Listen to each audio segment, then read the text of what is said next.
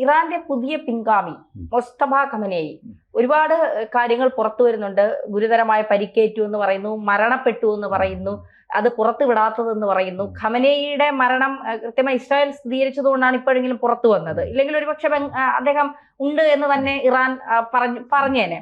ഇപ്പൊ മൊസ്തഫ ഖമനേയി അധികാരമേറ്റു എന്ന് പറയുന്നു. പക്ഷെ അദ്ദേഹത്തെ ആരും കണ്ടിട്ടില്ല. ഖമനേയിയുടെ ഈ ആക്രമണത്തിൽ അദ്ദേഹത്തിന് ഗുരുതരമായ പരിക്കേറ്റു എന്നൊക്കെ കേൾക്കുന്നുണ്ട്. എന്താണ് സാർ ഇപ്പോ അദ്ദേഹത്തിന്റെ ഒരു ഇതിന് അവസ്ഥയെക്കുറിച്ച് നമുക്ക് മനസ്സിലാക്കാൻ കഴിയുന്നത്? മൊസ്തഫയെ പറ്റി ഒന്നും കേൾക്കുന്നില്ല എന്നുള്ള കണ്ടീഷനാണ്. സാധാരണ ഒരു പുതിയ നേതാവ്, അതും ഇറാനിലെ നേതാവ് എന്ന് പറഞ്ഞാൽ നിസ്സാര നേതാവല്ല. അവിടുത്തെ ഓൾ ഇൻ ഓൾ എന്ന് പറഞ്ഞു കഴിഞ്ഞാൽ എല്ലാ സെൻസിലും ഓൾ ഇൻ ഓൾ ആണ്. അപ്പം അങ്ങനെയുള്ള ഒരാള് ഈ ന്യൂസിൽ നിറഞ്ഞു നിൽക്കേണ്ട ആളാണ്. പക്ഷെ അദ്ദേഹത്തെ പറ്റി ഇപ്പോൾ ആർക്കും ഒരു പിടിയില്ലാത്ത അവസ്ഥയാണ്. ചിലർ പറയുന്നു അദ്ദേഹത്തിന് ആക്രമണത്തിൽ പരിക്കേറ്റു എന്ന് പറയുന്നുണ്ട്, കാലിന് മാത്രമേ പരിക്കുള്ളൂ എന്ന് ചിലർ പറയുന്നുണ്ട്, ചിലർ പറയുന്നത് ആള് കൊല്ലപ്പെട്ടു എന്നും. പക്ഷെ അത് ആരും വിശ്വസിക്കണില്ല എന്നാണ്. പക്ഷെ എന്തായാലും കാലിന് മുറിവ് പറ്റിയിട്ടുണ്ടെന്നുള്ള കാര്യം അത് സത്യം ആണെന്ന് വേണം കരുതാൻ. എല്ലാവരും അംഗീകരിക്കുന്ന ഒരു കാര്യമാണ്.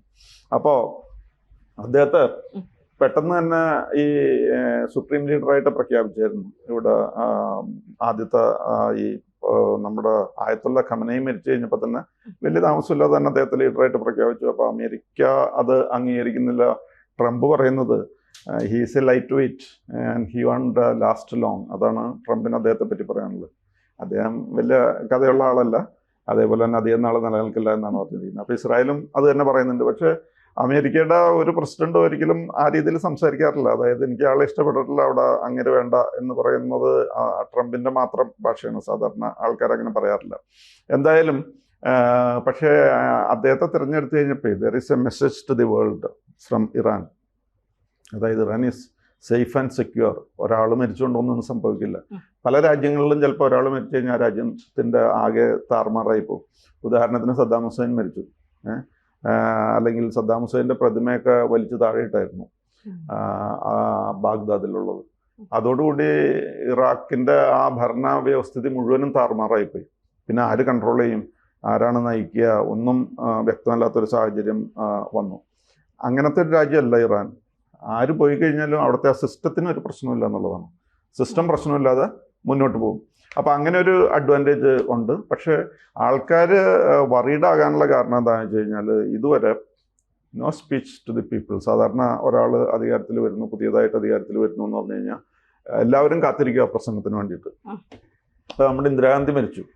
ഇന്ദിരാഗാന്ധി മരിച്ചു കഴിഞ്ഞിട്ട് രാജീവ് ഗാന്ധി അന്ന് രാത്രി അവിടെ പ്രസംഗിക്കാൻ വന്നു കഴിഞ്ഞപ്പോൾ എല്ലാവരും അദ്ദേഹം പറയുന്നത് നോക്കിയും കാത്തും വളരെ താല്പര്യത്തോടുകൂടി അത് കേട്ടിരുന്നു.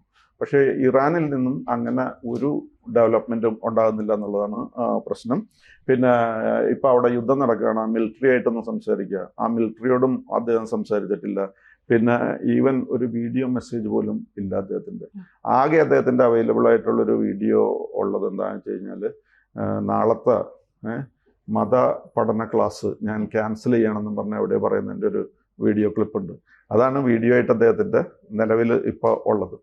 അപ്പം അങ്ങനെ ആൾക്കാരെ ആകെ അതിനെപ്പറ്റി വളരെ വറീഡാണ്. അത് മാത്രമല്ല സ്റ്റേറ്റ് മീഡിയയൊക്കെ ആണെങ്കിലും ഇദ്ദേഹത്തിൻ്റെ വെയറബൌട്ട്സ് ഒന്നും അറിയാത്ത അവസ്ഥയാണ്.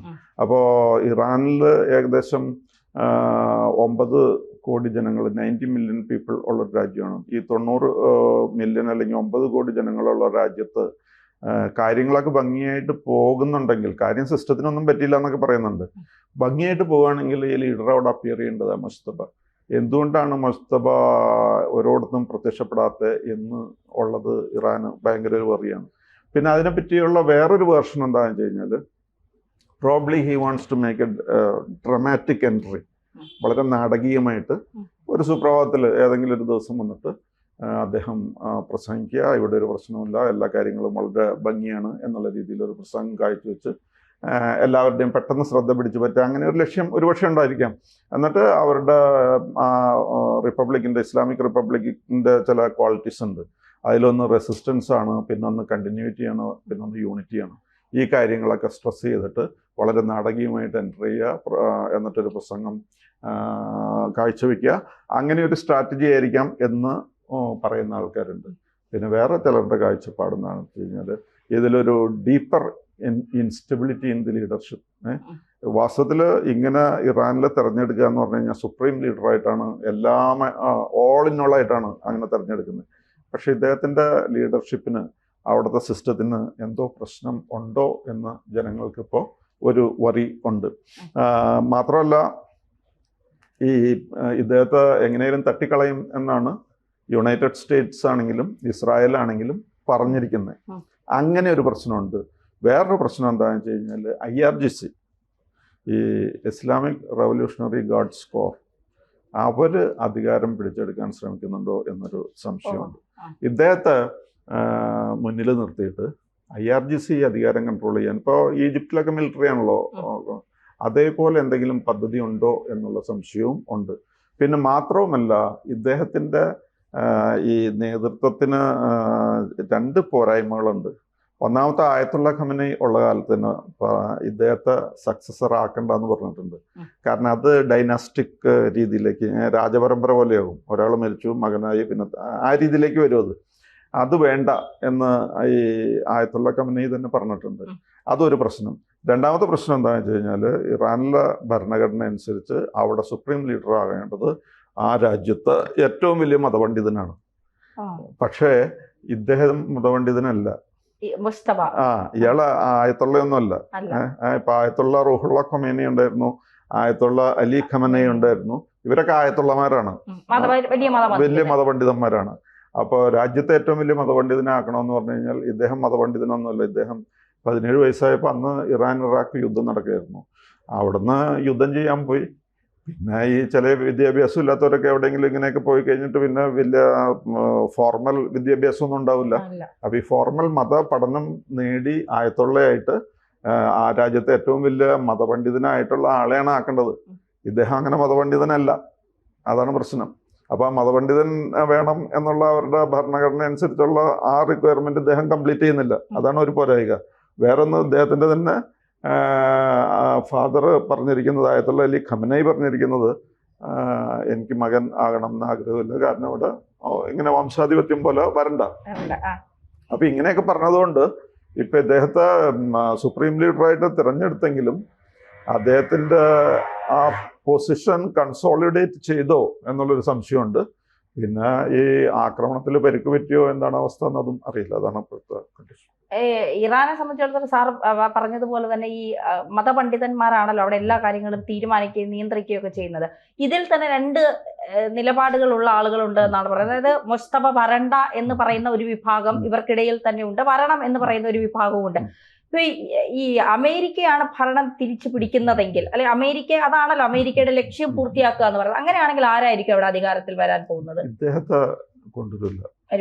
ഇദ്ദേഹത്തെ അല്ല, ട്രംപ് പറഞ്ഞല്ലോ ഈസ് എ ലൈറ്റ് വെയിറ്റ്, പിന്നെ എനിക്ക് അങ്ങനെ വേണ്ട എന്നുള്ള രീതിയിൽ അദ്ദേഹം പറഞ്ഞല്ലോ. അപ്പോൾ ഇദ്ദേഹത്തെ കൊണ്ടുവന്നിട്ട് അങ്ങനെയുള്ള മത തീവ്രവാദ രീതിയിലേക്ക് പോകാൻ അമേരിക്കയ്ക്ക് ഒട്ടും താല്പര്യമില്ല. അമേരിക്കയ്ക്ക് നല്ല പൊതുവിൽ ആർക്കും താല്പര്യമില്ല. അത് തന്നെയല്ലേ ഈവൻ ഇസ്ലാമിക് കൺട്രീസിന് താല്പര്യം ഉണ്ടാവില്ല.